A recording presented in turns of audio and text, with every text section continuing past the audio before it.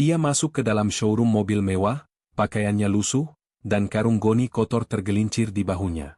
Senyum tipisnya kontras dengan tatapan menghina para pegawai yang segera melontarkan ejekan dan cemoohan.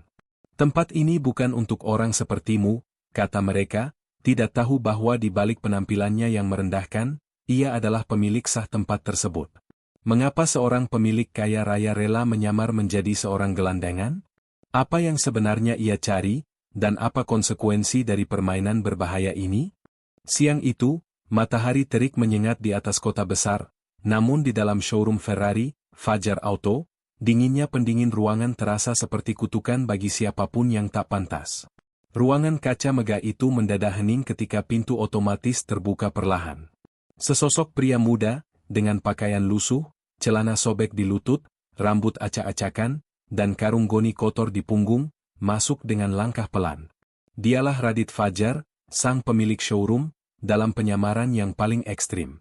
Beberapa pegawai, yang tadi sibuk melayani pelanggan berjas, langsung melirik sinis. Seorang pria berbaju merah dan berdasi rapi, Andi, dengan senyum mengejek yang nyaris tak tertahan, segera menghampiri.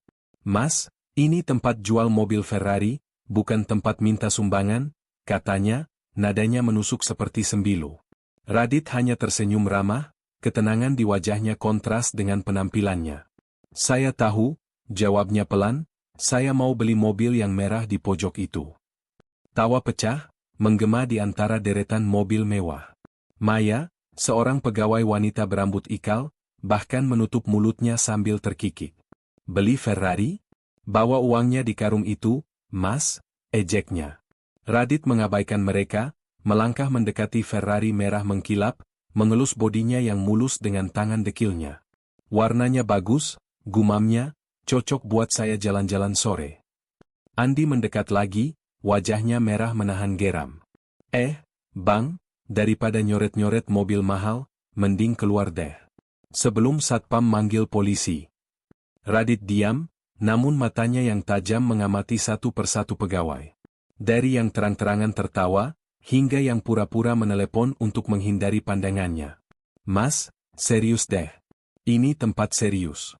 Orang kayak Mas enggak pantas di sini," kata pegawai lain. Radit masih tersenyum. "Kenapa saya tidak pantas? Lihat diri Mas, kotor? Bau? Bawa karung? Siapa juga yang percaya Mas bisa beli Ferrari?" kata seorang pegawai tajam.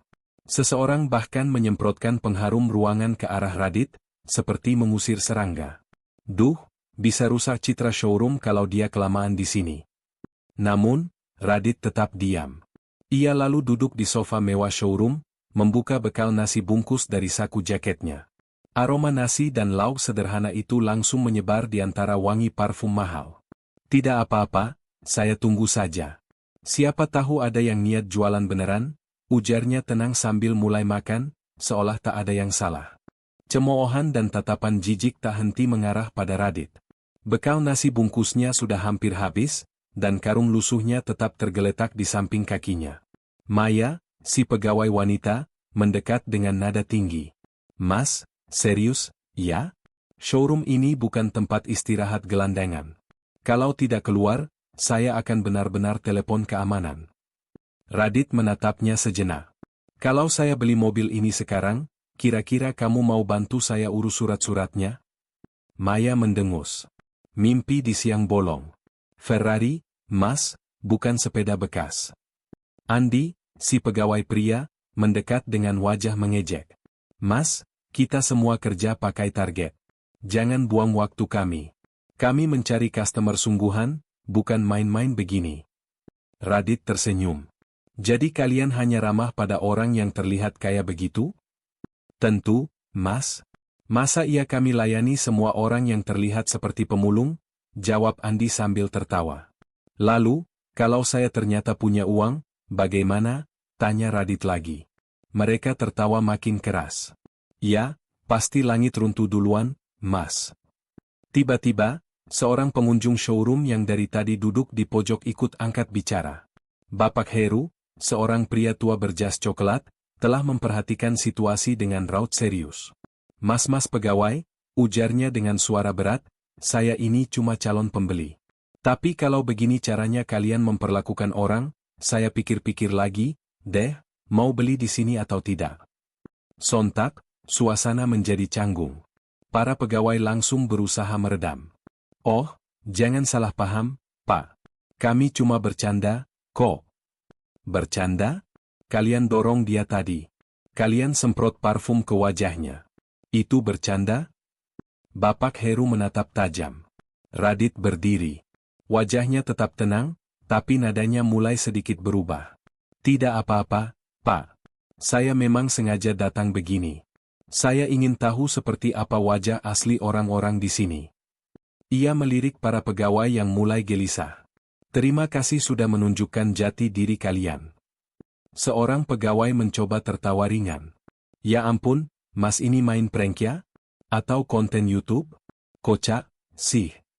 Radit membalas dengan senyum datar. Bukan prank. Tapi sebentar lagi kalian akan tahu siapa saya sebenarnya. Ia kemudian jongkok dan membuka ikatan karung goni yang dari tadi ia bawa. Seluruh showroom kembali hening. Semua mata tertuju pada tangan Radit yang mulai mengeluarkan isi dari karungnya.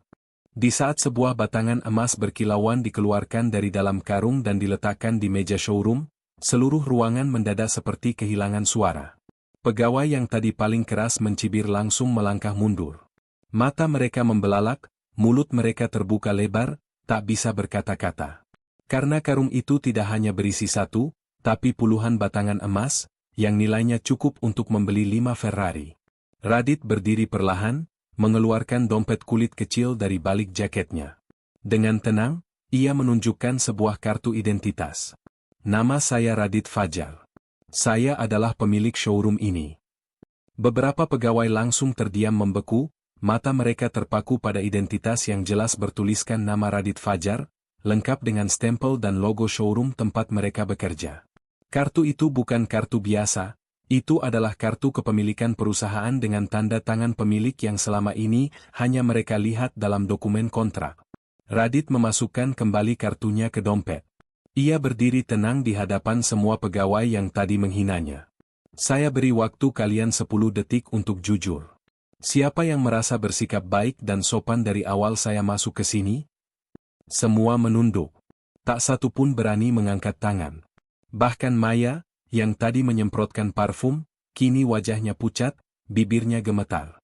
Andi mencoba bicara, suaranya serak. Pak Radit, maafkan kami. Kami benar-benar tidak tahu. Kami tidak sadar itu, Bapak. Radit menatapnya dalam.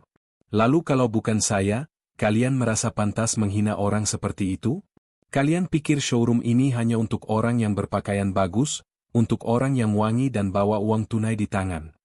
Pegawainya tak bisa menjawab. Radit melangkah pelan ke arah sofa tempat ia duduk tadi.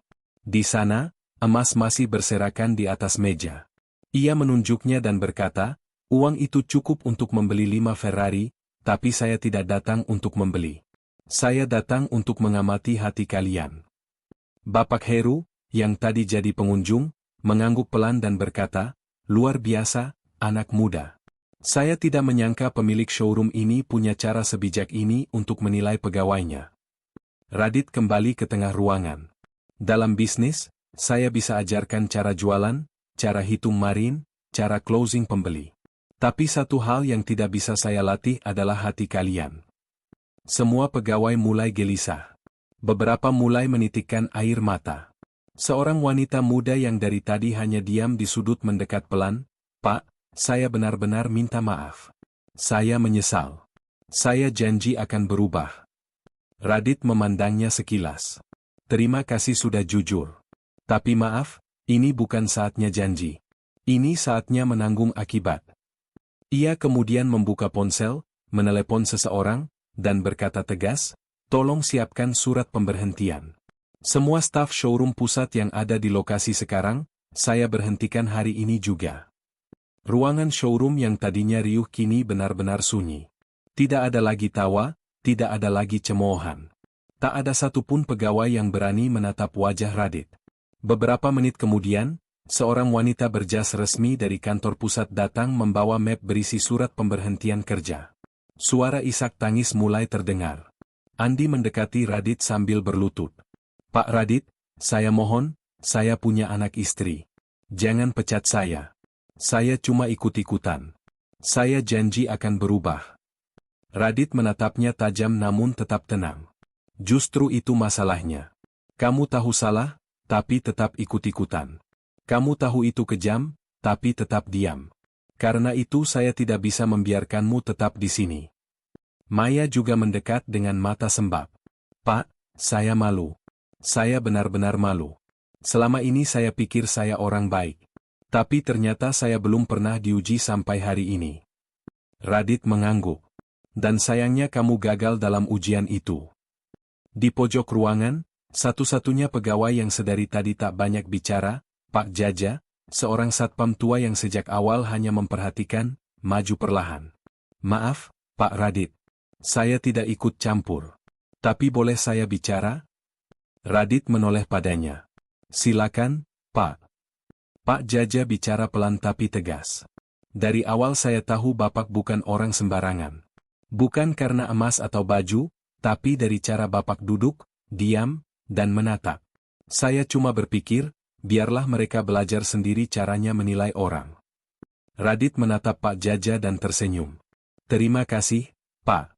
Bapak, satu-satunya orang yang saya hormati hari ini. Mulai besok, Bapak saya minta jadi koordinator keamanan showroom. Gaji dinaikkan 2 kali lipat. Mata Pak Jaja berkaca-kaca. Terima kasih, Pak. Terima kasih. Sementara para mantan pegawai lainnya satu persatu keluar dengan langkah gontai, membawa surat pemberhentian di tangan. Rasa sesal memenuhi hati mereka. Bukan karena kehilangan pekerjaan, tapi karena telah kehilangan kesempatan belajar menjadi manusia. Radit memungut sisa batangan emas dari meja dan memasukkan kembali ke karungnya. Lalu ia berkata kepada staf kantor pusat, pastikan rekrutmen berikutnya tidak melihat penampilan, tapi karakter. Showroom ini harus jadi tempat yang melayani orang dengan hati, bukan hanya karena mereka punya uang. Beberapa hari setelah kejadian itu, showroom mobil mewah tersebut terlihat berbeda.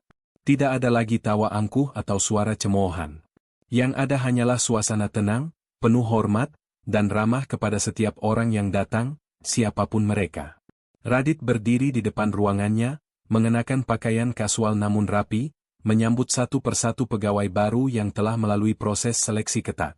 Bukan berdasarkan penampilan, tapi sikap dan empati. Pegawai baru yang direkrut berasal dari berbagai latar belakang. Ada yang pernah bekerja sebagai relawan sosial, ada yang lulusan baru, bahkan ada yang dulu hanya bekerja sebagai penjaga parkir, namun punya hati yang tulus. Radit memberi pengarahan langsung pada mereka. Di showroom ini, setiap tamu adalah raja. Bukan karena uangnya, tapi karena mereka manusia. Jangan pernah menilai siapapun dari bajunya, mobilnya, atau cara jalannya. Lihatlah mereka dengan hati. Seorang pegawai baru bernama Rino bertanya, Pak Radit, apakah benar Bapak dulu menyamar sebagai gelandangan untuk menguji karyawan? Radit tersenyum. Ya, dan itu bukan kali terakhir. Bisa saja nanti saya datang lagi dengan cara yang berbeda. Bukan untuk menjebak, tapi untuk melihat apakah kalian tetap berpegang pada prinsip.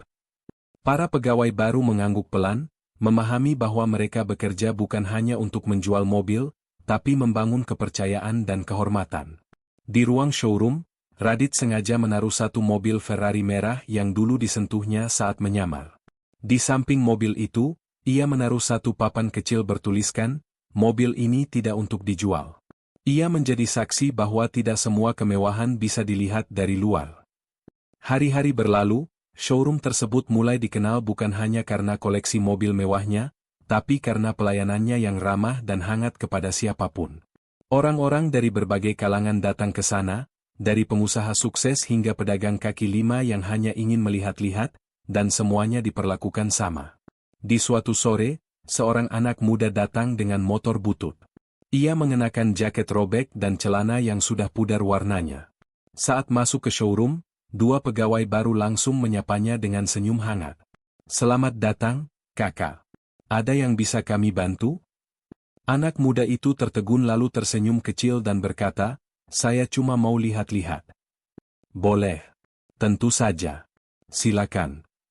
Dari kejauhan, Radit melihat itu semua sambil menyesap kopi hangatnya. Ia tahu showroomnya kini sudah berada di tangan yang tepat. Sore itu suasana showroom berjalan seperti biasa. Pegawai-pegawai baru melayani pelanggan dengan senyum ramah, menyuguhkan minuman hangat, dan menjawab pertanyaan dengan sabar.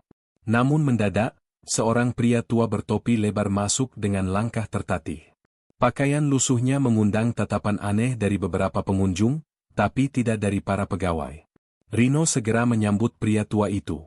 "Selamat sore, Pak. Silakan masuk. Ada yang bisa saya bantu?" Pria tua itu tersenyum samar. "Saya cuma ingin lihat mobil-mobil mewah. Saya tidak bawa uang, cuma pengen mimpi saja." "Boleh, iya?" "Boleh banget, Pak.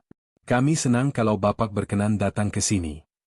Rino bahkan menuntun pria tua itu ke salah satu mobil mewah yang dipajang. "Ini Pak, Ferrari yang baru datang dari luar negeri. Bapak mau duduk di dalam? Saya bukain pintunya." Mata pria tua itu berkaca-kaca. Kamu serius?" "Iya, Pak. Ini bukan cuma pajangan. Semua orang berhak merasakan duduk di dalamnya." Radit yang memperhatikan dari kejauhan hanya tersenyum. Ia tahu showroomnya kini benar-benar sudah berubah. Pria tua itu duduk di dalam mobil mewah dengan ekspresi yang penuh haru. Ia mengelus setir, memejamkan mata, dan berbisik pelan. "Terima kasih, ya Allah. Terima kasih." Rino menutup pintu pelan dan berdiri di samping mobil sambil tersenyum. Tiba-tiba pria tua itu membuka tas kecil dari balik jaketnya. Ia mengeluarkan sebuah kartu kecil dan menyerahkannya kepada Rino. "Kalau nanti kamu ada waktu, baca ini, ya. Dan kasih ke pemilik showroom ini. Ini penting." Rino mengambil kartu itu, membacanya sekilas, dan terbelalak. Ia segera lari ke ruang kantor dan menyerahkan kartu itu kepada Radit. "Pak Radit, ini dari Bapak tua tadi." Radit membaca tulisan di kartu itu. "Direktur Audit Nasional Bagian Investigasi Pelayanan Publik." Mata Radit terbelalak. Ia segera keluar ke showroom. Tapi pria tua itu sudah tak terlihat. "Dia pergi?" Rino mengangguk. "Iya, Pak. Tadi pamit mau jalan kaki ke halte." Radit hanya tersenyum tipis. "Bagus, itu ujian tak resmi dari kementerian. Dan kalian lulus." Rino terdiam, masih memandang ke arah luar. "Berarti kita juga sedang diuji, ya, Pak?" Radit menepuk bahunya. "Hidup ini tidak pernah lepas dari ujian, Rino. Dan showroom ini akan terus jadi tempat ujian bagi orang-orang yang ingin belajar rendah hati." Seminggu setelah tamu misterius itu datang, sebuah surat resmi diterima oleh showroom Radit. Surat itu berkop kementerian, lengkap dengan stempel basah dan tanda tangan pejabat tinggi. Isinya singkat namun tegas, "Kami mengapresiasi standar pelayanan showroom Anda. Kunjungan rahasia telah membuktikan bahwa nilai-nilai kemanusiaan dijaga dengan baik. Tempat Anda kini menjadi rujukan nasional dalam pelatihan pelayanan." Radit tersenyum membaca surat itu. Ia memanggil seluruh staf ke ruang tengah, berdiri di depan Ferrari merah yang masih menjadi saksi diam dari perubahan besar. Semua pegawai berkumpul, Rino, Pak Jaja, dan seluruh tim yang kini telah menjadi keluarga kecil yang solid. "Dulu saya menyamar jadi gembel karena saya ingin melihat siapa di antara kalian yang bisa melihat manusia, bukan hanya penampilan. Dan hari ini bukan saya yang menyamar, tapi Allah yang mengirimkan orang-orang luar biasa untuk menguji kejujuran kita." Salah satu pegawai wanita bertanya lirih, "Pak Radit, apa yang membuat Bapak begitu peduli dengan pelayanan kepada orang kecil?" Radit menatap jauh ke jendela showroom yang tembus ke arah jalan raya. Lalu ia berkata pelan, "Dulu ibu saya dicemooh saat ingin membeli motor bekas. Dia pakai baju lusuh. Padahal waktu itu dia bawa uang hasil menabung bertahun-tahun. Dan dari situ saya bersumpah, kalau saya punya usaha sendiri, tak akan ada orang kecil yang diperlakukan kecil." Semua terdiam. Beberapa mulai meneteskan air mata. Kata-kata Radit menampar hati mereka, mengungkap luka lama yang menjadi fondasi imperium kemanusiaan ini. Di luar showroom, langit sore berwarna emas kejinggaan. Beberapa anak kecil dari kampung sebelah lewat sambil mengintip dari pagar kaca, terpesona melihat mobil-mobil mahal. Rino tersenyum lalu berjalan keluar dan membuka pagar. Ayo, mau lihat Ferrari dari dekat? Boleh, kok. Anak-anak itu berlarian masuk dengan tertawa riang. Salah satu dari mereka duduk di jok depan Ferrari merah dan berseru, "Wah, kayak di film." Radit berdiri dari kejauhan sambil tersenyum. Ia tahu showroom ini bukan lagi sekadar tempat jual beli. Showroom ini kini menjadi tempat belajar menghargai manusia, sekecil apapun tampaknya. Karena bagi Radit, pelayanan terbaik bukan soal senyuman di wajah, tapi kesopanan yang jujur dari hati. Sebuah warisan yang lebih berharga dari batangan emas di dalam karung goni. Di akhir kisah ini, kita melihat bagaimana sebuah showroom yang tadinya angkuh, kini berubah menjadi mercusuar kemanusiaan. Radit Fajar berhasil membuktikan bahwa nilai-nilai seperti empati dan integritas jauh lebih berharga dari jutaan rupiah. Ia tidak hanya kehilangan karyawan yang tidak beretika, tetapi juga menciptakan warisan yang akan bertahan selamanya.